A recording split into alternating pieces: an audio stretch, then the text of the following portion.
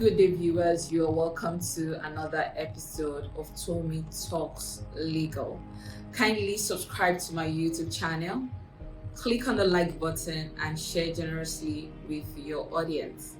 So today I'm going to be sharing few tips on how to avoid toxic workplaces.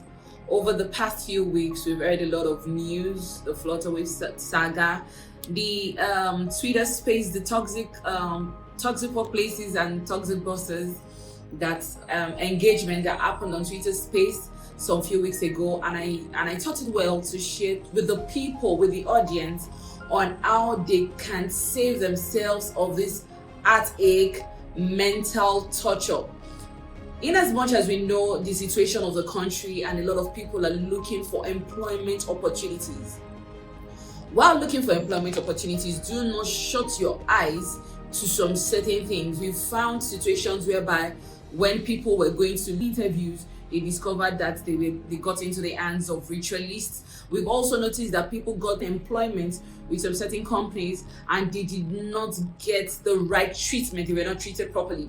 So these few tips will help you to avoid such incidences happening to you, or you being a victim of such incidences. So one of the things I usually tell people is that before a company employs you, most companies actually do some background checks on their prospective employee.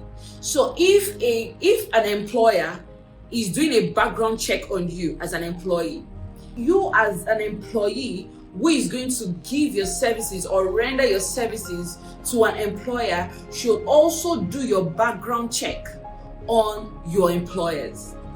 Now, this amounts to due diligence.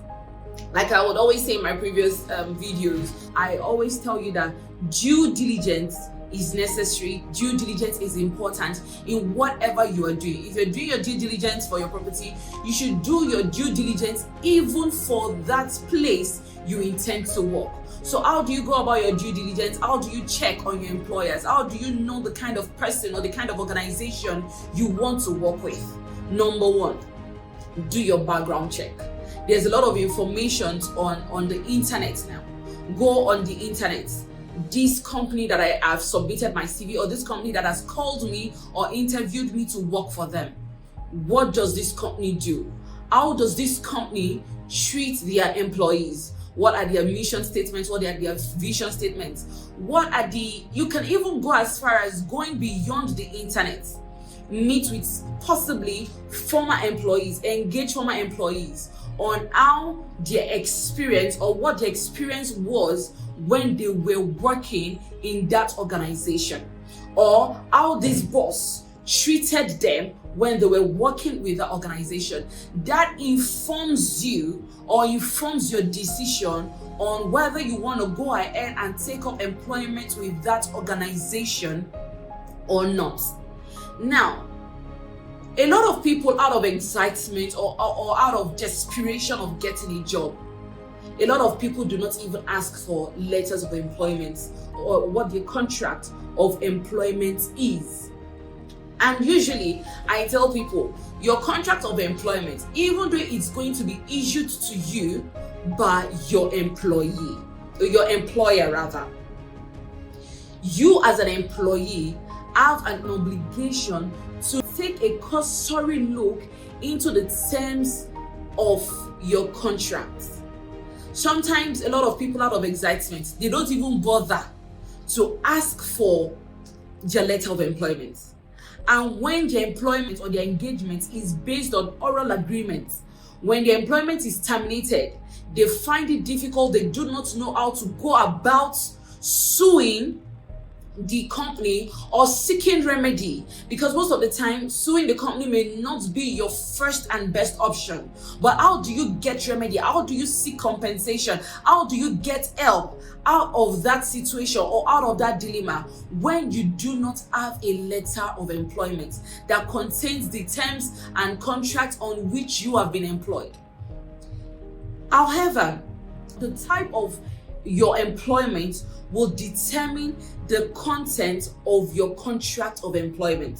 So you do not expect that you as a full staff, or you as a prospective employee, or you as an employee intended to be employed fully as a permanent staff, definitely you wouldn't have the same content as an individual who is going to be on a temporary or part-time employment. So as an employee or a prospective employee, it is normal for you to request for your contract of employment. So what should be the content of your contract of employment, or what is the contract of employment, so to say? The contract of employment determines what your engagement, what the terms and conditions of your engagement or your terms and conditions of your contract is. It goes as far as who your employer is, where your employer is located, the name of the organization, what they do, in what capacity are you being employed. It states the terms and conditions of your compensation. It states whether you're a permanent staff, you're a full staff, as the case may be, or a part-time staff. So this will determine the kind of letter of employment or contract of employment that will be served on you as an employee. Now, when you get your contract of employment, what do? So that the contract of employment does not favor your employer more than you, the employee, who is quote and unquote at a likely to be disadvantaged, since you're the one rendering the service and the employer is the one paying you. So what are the things you need to look out for? What are the terms you need to look out for before going ahead to consent to that terms of employment? Number one, your scope of work.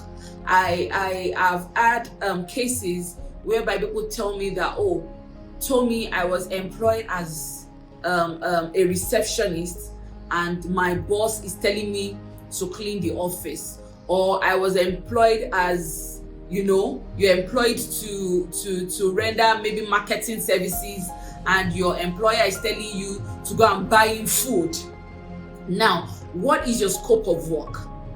What is your job description? Make sure that your scope of work, your job description, is well stated.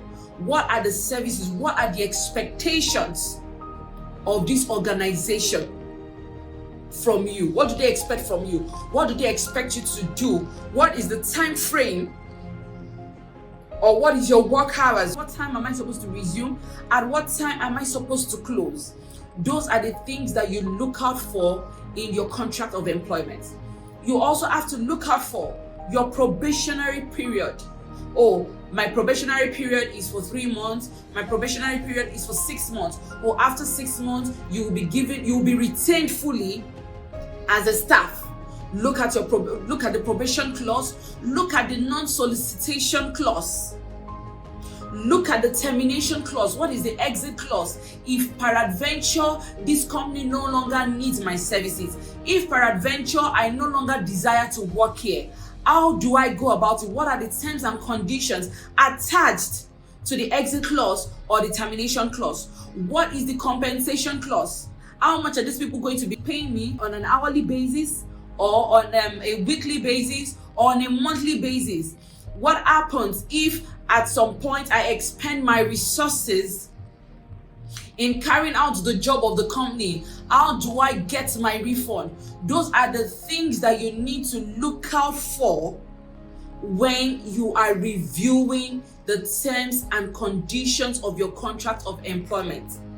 To be in a better position, I would advise that you get the services of a lawyer to review the terms and conditions of your employment, because this will determine a great deal when your rights as an employee is being breached. On what grounds would you be suing or seeking remedy from your employer? So with these few tips, I believe that I've been able to educate you on what you need to look out for when seeking employment.